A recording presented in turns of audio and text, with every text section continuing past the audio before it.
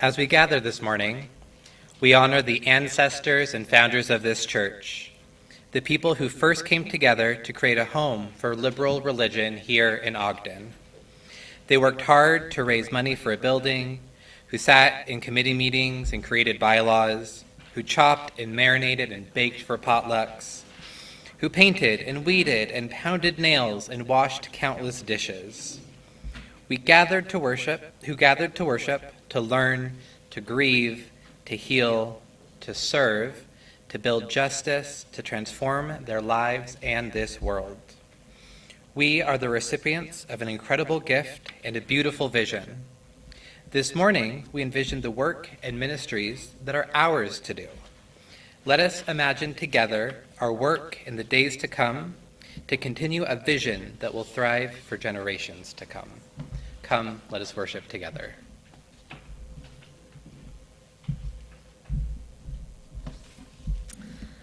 Let us light our chalice this morning with the words found in your order of service and shared online in the chat.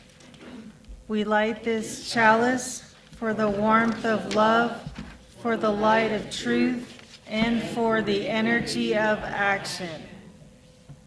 Thank you, Nitai. Good morning. Good morning. Yay, it's so pretty out there, isn't it? The mountains are gorgeous. Welcome to the Unitarian Universalist Church of Ogden. My name is Holly Leek, and I'm happy to be your worship leader today. We want to truly welcome you here to a community who strives to be loving, inclusive, and compassionate. Welcome to all of you who find yourself here this morning, either because you know Unitarian Universalism to be a place where diversity of thought is encouraged, sought, and appreciated, or because you are seeking a place that shares your deeply held values. One way to connect with this community is to let us know you're here. If you're a newcomer, welcome. We're so glad you're here. We encourage you to fill out a newcomer card in the pews and put it in the offering basket when it comes by later. Please stay and chat with us after the service too. If you're joining us online, please fill out a newcomer card online. If you've been a longtime member of the congregation, we encourage you to wear your name tag. This helps everyone feel more connected, and it helps our newcomers get to know you more easily. We love having people of all ages in this community. As you came in, we hope you saw the basket of activities for hands that like to stay busy. This is for all of you at any age. We welcome all of the wiggles and sounds of a multi-generational community. If you haven't already, and I know I didn't, please put your phones on silent. We're so glad each and every one of you are here. Welcome.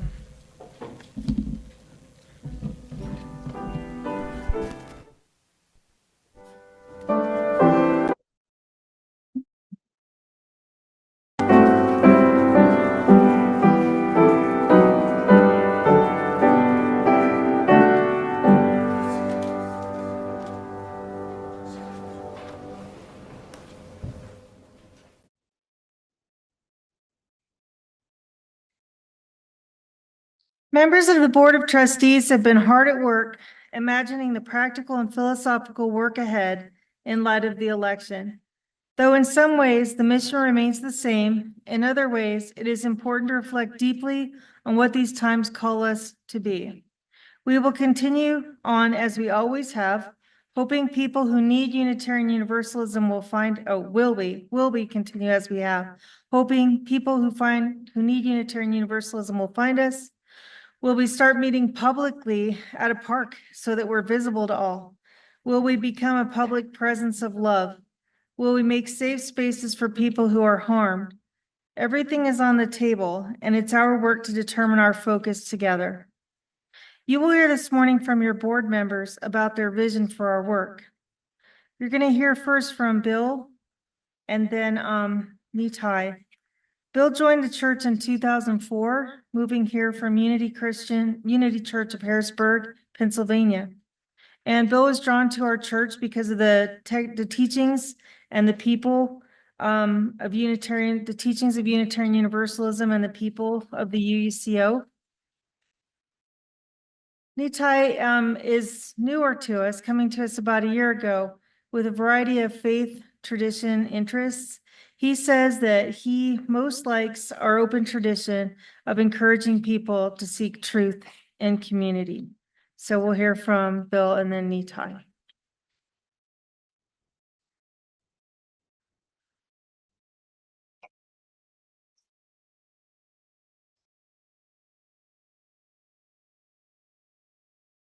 Morning, everybody. Thanks for coming and being with us this morning. I have a few comments. I've been asked to make a few minutes worth of comments, and I have notes here so that I can touch on all the things that I want to remember. So I got a number of points that I wanted to pass on. First is seek first to understand. Understand the political forces behind what is going on now.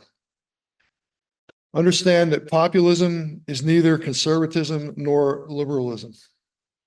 That's why it's so hard to understand. It has Tea Party roots that are based on fear and grievance. Second, stick to your values. I think we all know what our values are by now. Don't give up those. Third, and this is one that's a big deal for me. These are things that come out of me that I'm trying to pass to you and will hopefully continue to pass to you in future years. Take the long view. I'm a student of history, and I look for the long view all the time as a part of my understanding. This too shall pass, and we only need look back to our own history in this country in order to see the proof of that. People refer sometimes to the Civil War as an analog. I think a better analog is the 1850s, the years leading up to the Civil War. At that time, the southern states had a stranglehold on legislation and the federal government in this country. And they were in the process of enshrining the peculiar institution of slavery across the entire nation into states that were expanding westward as we grew as a nation following the Louisiana Purchase. And so those were difficult days for people who did not support the institution of slavery. They played out in the Civil War. After the Civil War, we had the somewhat successful, if I could be generous, Reconstruction efforts. But my point is that 10 years after the 1850s, Abraham Lincoln was president. We had the Emancipation Proclamation. Reconstruction took place. And it wasn't until nearly a century later that the Civil Rights Movement made a number of those initiatives more of a reality in this country. So take the long view because it takes time. 4, be a good listener. As for our side, people like us need support. Best way to give support is to listen to what others offer. They need our support by being good listeners. And as for the other side, do you really think you'll change any minds by arguing? I don't. Pretty clear to me by now. And then finally, I'd say that we learn by listening, not by arguing. Doesn't mean that I don't like a good argument, but that's not where I go first. 5, pretty obvious. Don't give up. Tyranny depends on complacence. Our democracy will endure because it's founded on principles of checks and balances. Where do these checks and balances come from? Even though they're cumbersome and slow things down. That's the point, according to James Madison. Checks and balances are designed to mitigate the violence of faction. This, in our time, is the way I characterize our current days. Displays of the violence of faction. And Madison warned us of this, and in Federalist 10, he described what he meant by violence of faction. We have abundant evidence of it nowadays. And his solution to that was not to shut people down. It was to allow free discourse and to allow checks and balances in the way we govern ourselves. So that's the system we have now. And I believe it will endure beyond the current travails. And finally, what will I do? All the above. I don't have any magic pill that I'm going to deliver, as some solution to, make us feel better or whatever. I will continue to seek first to understand. I will stick to my values. I'm 72 years old and I've got pretty good values. They're not going to change. 3, I take the long view, as I said. 4, I am a good listener, something I do well. I train myself to do it. I don't plan to give up, and I will do all of the above with you.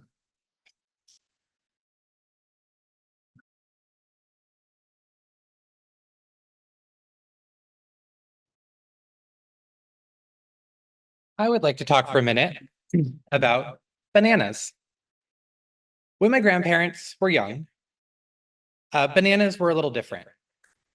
They were bigger, they were creamier, they were sweeter, and more flavorful.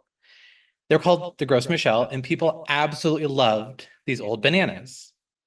Unfortunately, you cannot buy a Gros Michel today. They had a problem. Every single Gros Michel was grown from the clone of a single tree. Because of this, there was very, very little genetic diversity. So when a fungus that the plant had no immunity to came into the soil, it completely wiped out the Gros Michel.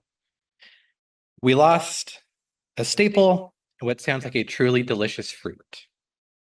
Their homogeneity was their downfall.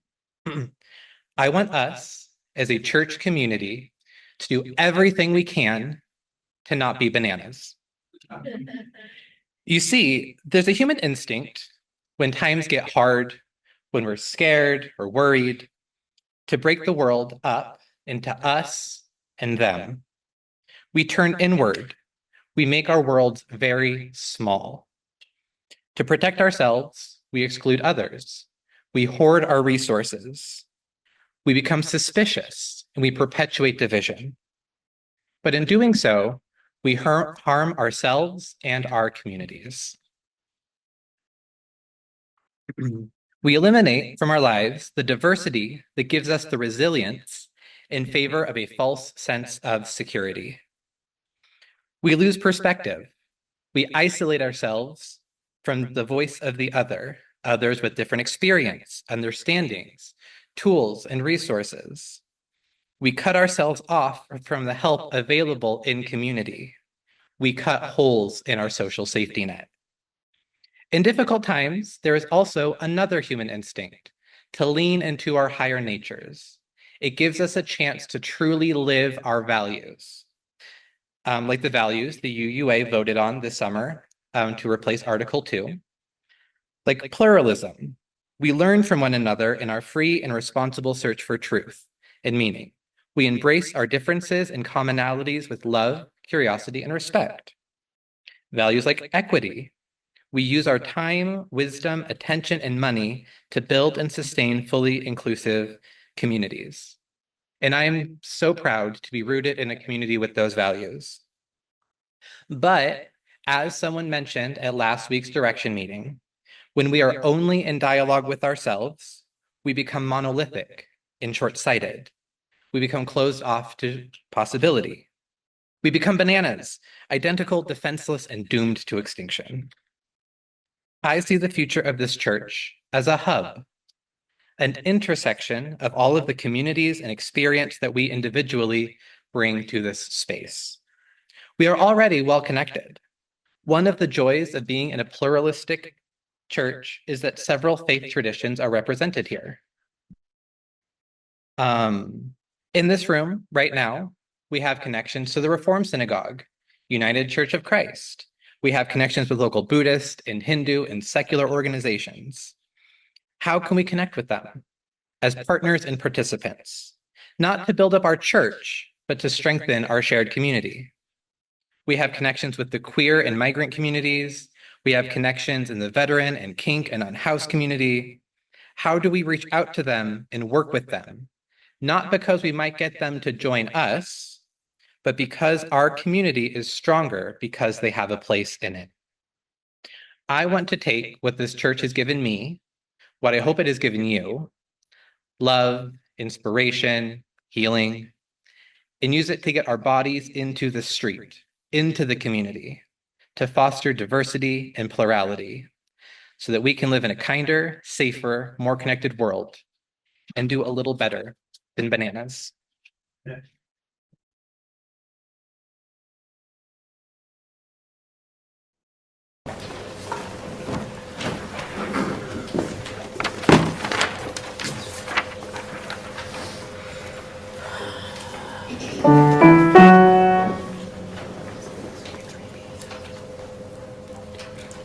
In these hard times there will always be singing, always be singing in these hard times. In these hard times there will always be singing, always be singing in these hard times. In these hard times there will always be singing, always be singing in these hard times. In these hard times, there will always be singing, always be singing in these hard times.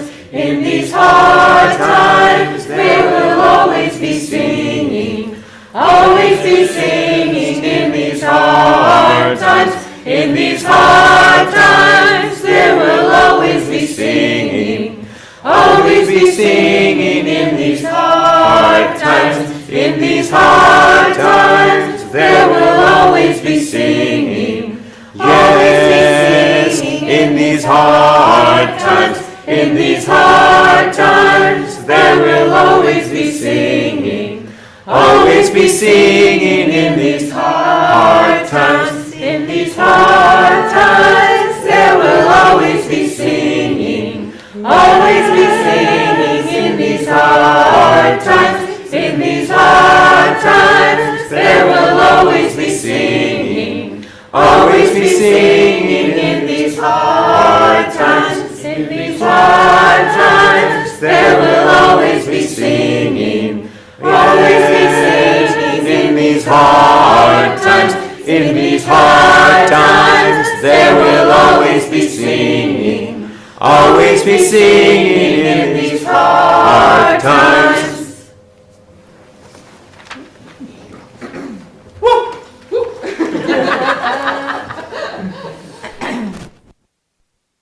The next two board members who will speak are Dylan and Chalice. And Dylan came to us about 3 years ago, although honestly, Dylan, it feels like you've always been here, like you're in the paint now and everything. But Dylan is a lifetime UU, so it's kind of special that way. And he says that he likes our UUCO primarily as a way of being involved in his community. Our other speaker, Chalice, is a self-proclaimed Mormon refugee. Chalice came to us about 10 years ago, and she most appreciates our embrace of individuality. So first Dylan and then Chalice.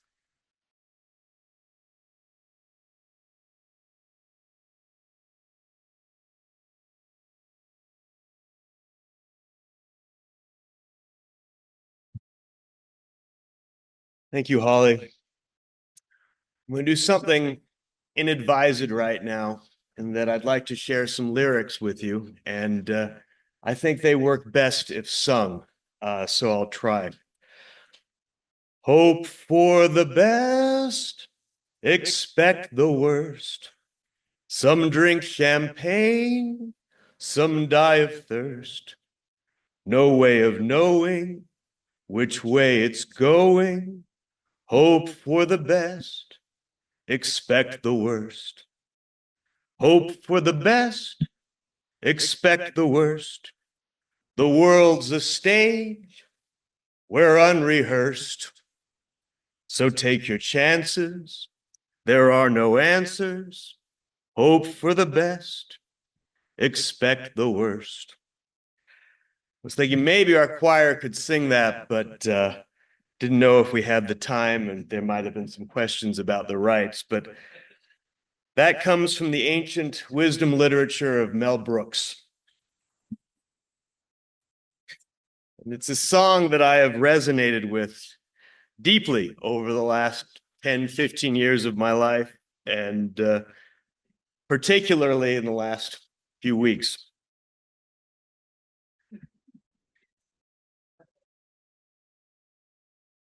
One of my favorite writers, who I read quite a bit of about 15 years ago, was the writer and the speaker Sarah Vowell.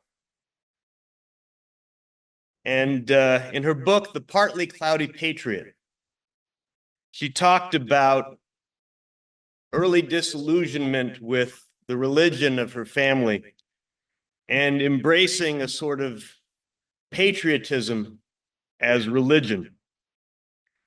The replacement of Father, Son, and Holy Ghost with life, liberty, and the pursuit of happiness, and a desire to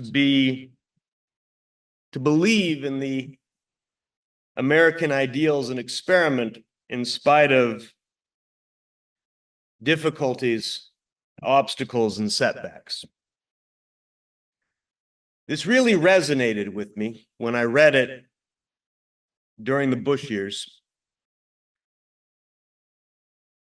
I thought about it this last week as I was preparing to talk a little bit today, and I realized I hadn't heard much from Sarah Vowell in the last 10 years. I don't actually know how she feels about Trump and what has happened with our country. But in my opinion, the MAGA movement and the success that it has achieved is not just a disappointment. It's a debasement. It is a fundamentally destructive force within our politics. And it is not just an opposing view that I can understand.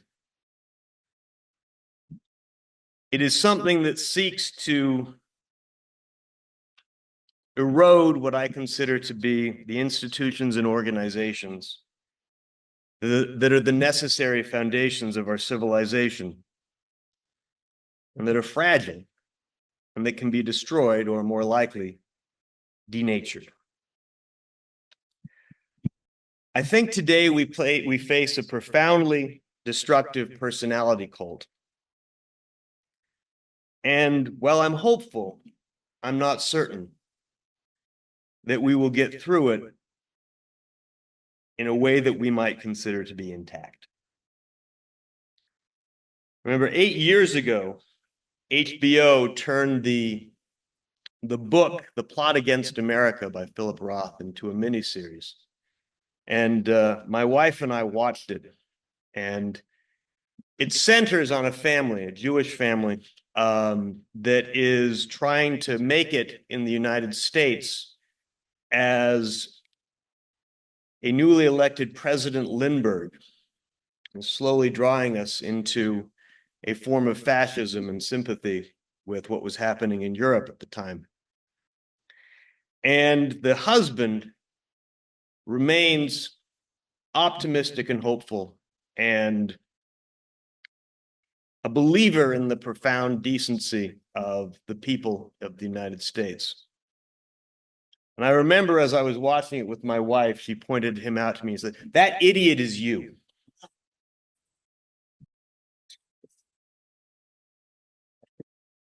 And so I feel with my recent disillusionment, relatively recent, many of my friends and family that I've talked to about this have basically said, "Well, welcome, we've been here for a long time."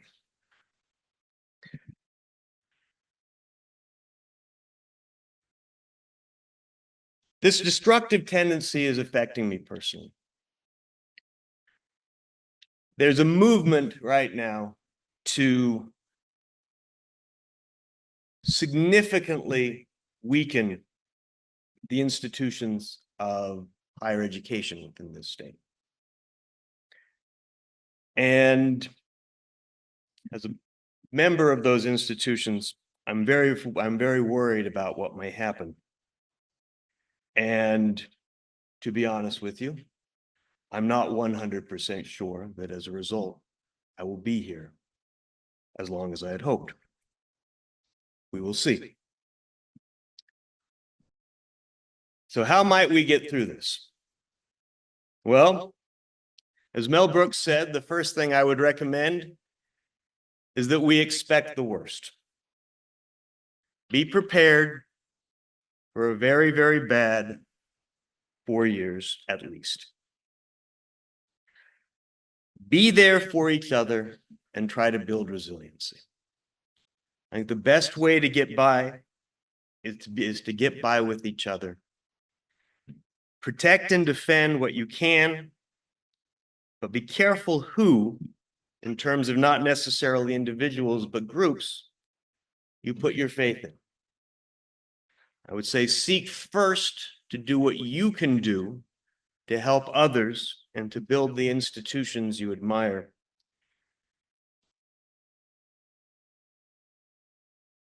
As compared to expect them to be there for you when you need them. I hope they will be, but the best way to ensure that is to make it happen yourself. And one of the most important of these institutions is the one we have right here. I hope and I expect and I will work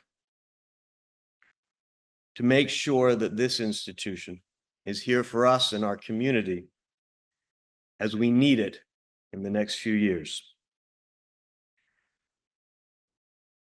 And I'm at least optimistic, knowing all of you, that we can be there.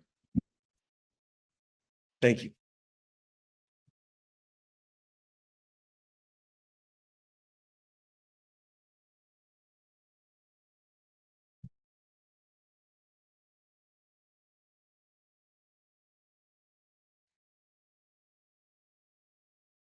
Morning. Deep breath. Thank you. During troubling times, art can be a great source of comfort and inspiration. Since the re-election of he who must not be named, I have gained inspiration from two very different forms of art, those being Star Trek and punk rock. Since the election, there have been many debates online and in person on the paradox of tolerance. The paradox of tolerance is a philosophical concept suggesting that if a society extends tolerance to those who are intolerant, it risks enabling the eventual dominance of intolerance, therefore undermining the very principle of tolerance. This concept can be a bit difficult to understand at first, but imagine you have a friend who is super nice and lets people do pretty much whatever they want when they're around them. This friend hosts a dinner party and invites a ton of different people. Unfortunately, someone at this party overindulges and turns out to be a very mean drunk. Instead of telling this friend they need to get a ride home and sleep it off, they tolerate their poor behavior.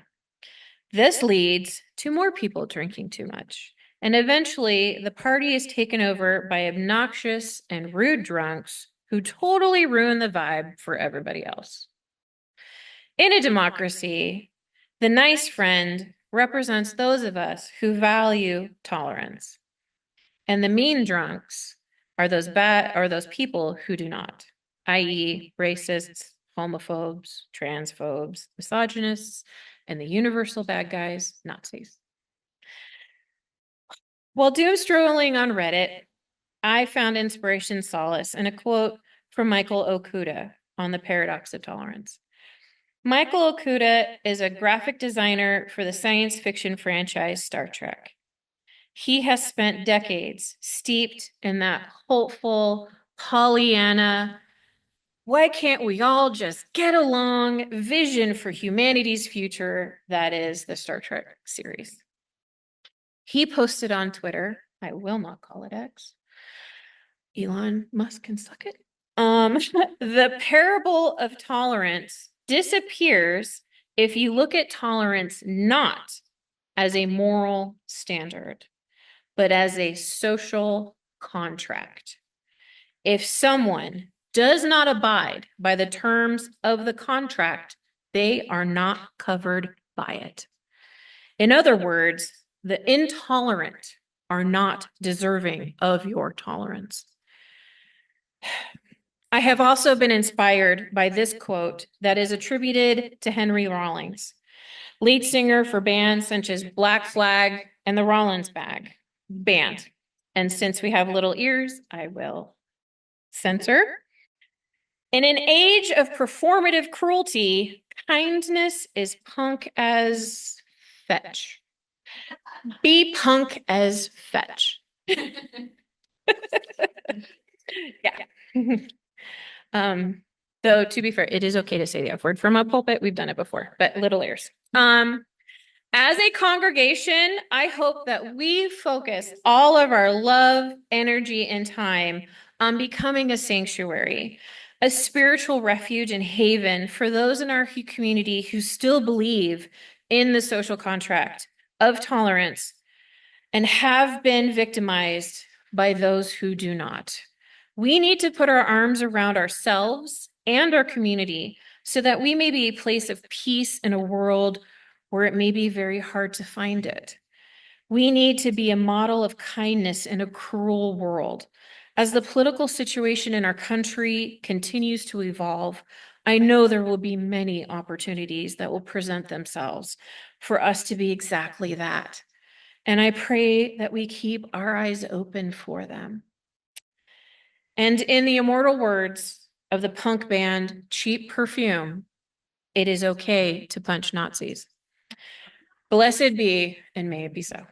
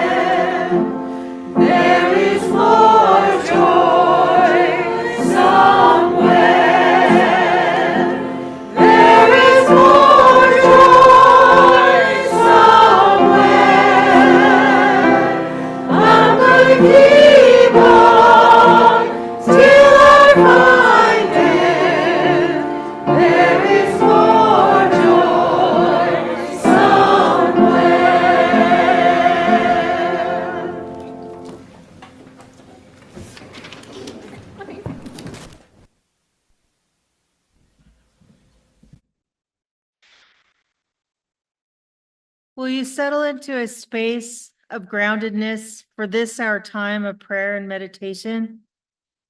These words of affirmation for all the visions we have heard today come to us from the wisdom of Rebecca Savage. Eternal beloved, that which is greater than ourselves, hear our prayer of affirmation. Today is the day. Today is our day. Gone are the days when we slumbered unaware of the blessings that we are. We follow the path of inherent worth. Gone are the days when we did not embrace that spirit of life, that the spirit of life moves through us and with us. We follow the path of prophetic witness. Gone are the days when we allowed the urgency of others' expectations to dictate our lives. We follow the path of serenity. Gone are the days when rest was forbidden as a delicacy reserved for only when we are bone dry. We follow the path of perpetual renewal and spiritual growth. Gone are the days when we felt as if we are not enough. We follow the path of grace. Today is the day. This is our day. May we be bold in our faith, declaring that gone are the days. We are Unitarian Universalists. We are blessings we seek for this world. We are the blessings we seek for this world and the beloved community we are building. May it be so. We continue our collective prayer by coming forward to engage in our weekly ritual that helps us to collectively hold the challenges and joys of being human. As you light a candle, let it hold your hopes, memories, and gratitudes for this beautiful, complicated world and for our lives. And as you drop a stone in our sacred gathering waters, may it be an opportunity to imagine those burdens and quests for forgiveness held in a community that will let the stone land with care and intention. Please come forward.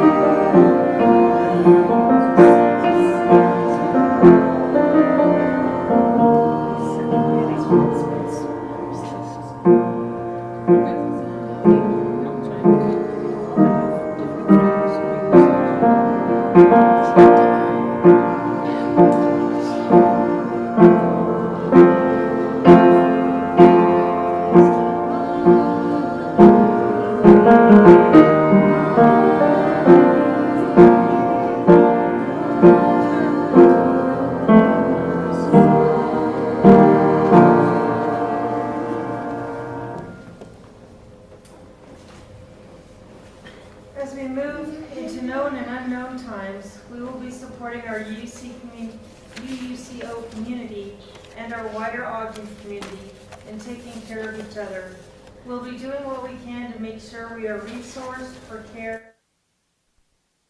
The offering we collect each week always supports us in doing this kind of important ministry. But in the days and weeks to come, our sharing of resources may become even more important. As we collect our offering today, we remember our interconnectedness and interdependence, and we generously offer our care with hopes to support all through these times.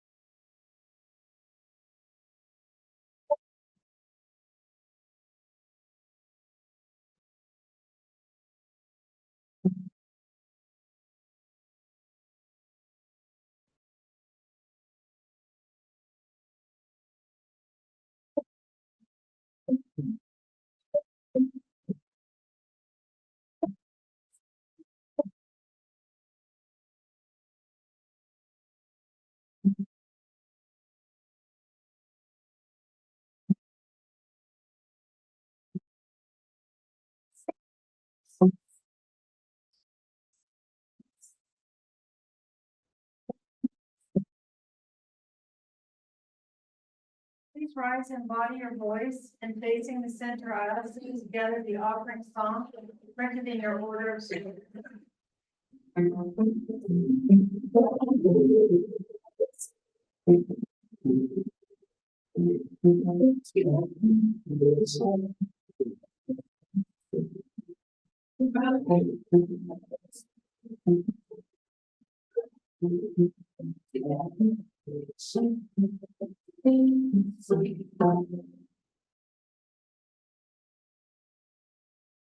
Part of modeling care and love.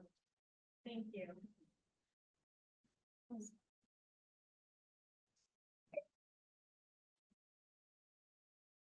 Time for announcement, and I don't have any written for me. Were there any announcements that people needed to share?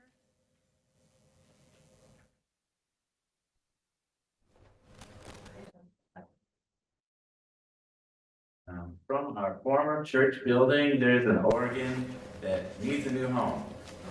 I took it at the time and was given to give it a home, and it's gotta go. So if you know someone that wants to play a good working Bowery church organ, let me know.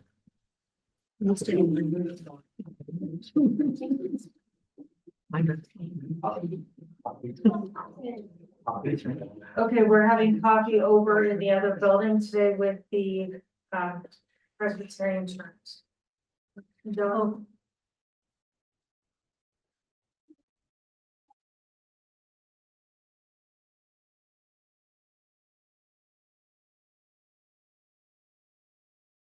The last Sunday, we had a meeting after church over here in Geneva Hall, where we had a lot of really good ideas and a very lively conversation about what we could do and how we can be there for our community and for each other over the next year. So in order to actualize that, we're going to need to organize, figure out who's going to be doing what and how much we can do, and then get it done.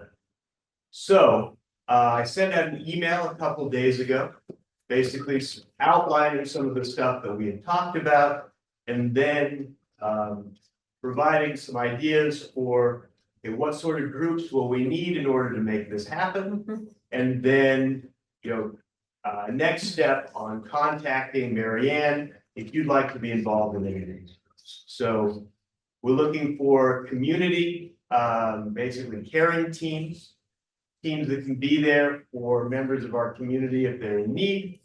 We're looking for people that can help us with our outreach and people that can help us redesign our website, and also people who can help us connect with and integrate with other groups and other religious organizations that might have a similar mission. So please contact Marianne or contact me if you would like to be involved in any of this, so that we can kind of build on the momentum from last week and actually turn our ideas into a reality.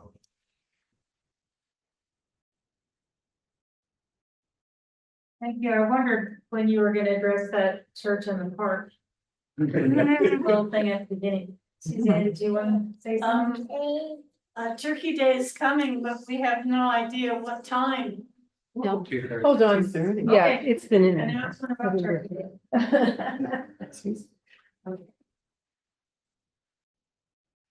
Turkey Vegetarian Day for me. Yeah, this Thursday, Thanksgiving Day, 2:30, over here in Geneva Hall. We're doing community Thanksgiving. We currently have 20 people coming, which is very exciting. And if anyone else wants to come talk to me afterwards about what you might bring, we may need another main dish. Either another, like a turkey breast or a ham or a vegetarian dish and something like that. So we're not all eating just side dishes, but that'll be cool too. I don't have a problem with that. So just let me know, and thank you. Okay, I know Karen's a pescatarian. I don't see why a fish dish couldn't come. A fish dish could come. I mean, that definitely comes with the first Thanksgiving. Yeah. So in keeping with today's service, I think we should have a moment of silence for the turkey. I don't think it's good. All hail the sacrifice of the fowl. Light a candle. Am I releasing the hymns? Sure, either way, So it's fine. we're gonna sing our closing hymn, which is number 131 in the Great Hardback hymnal. Love will guide us. That's number 131.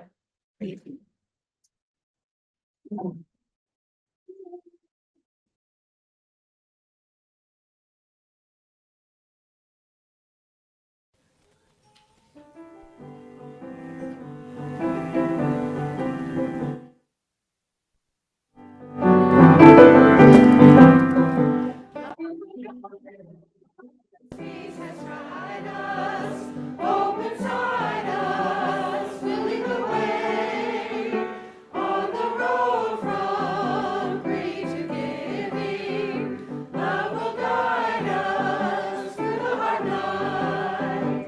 If you cannot sing like angels, if you cannot sing for thousands, you can give from deep within you. You can change the world with your love. Love will guide us, Jesus guide us, open side us, leading the way on the road from tree to giving. Love will guide us through the hard night.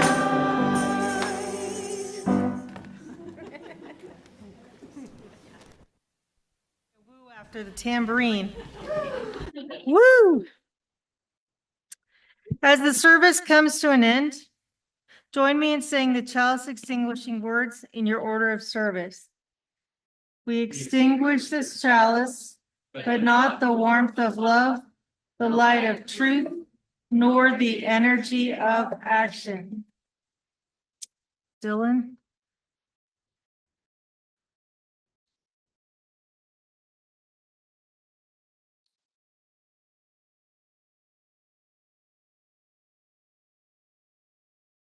The words of our benediction come from Maggie Lovins. We extinguish this flame, but not its meaning and mission in our hearts. Our time together has come to an end. Go in peace, be of service to one another, and may you move through the world in love for all of your days.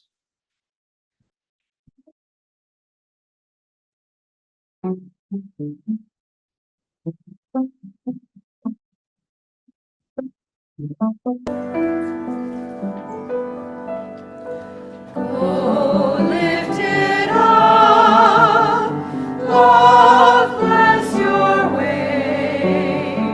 Moonlight, starlight, guide your journey.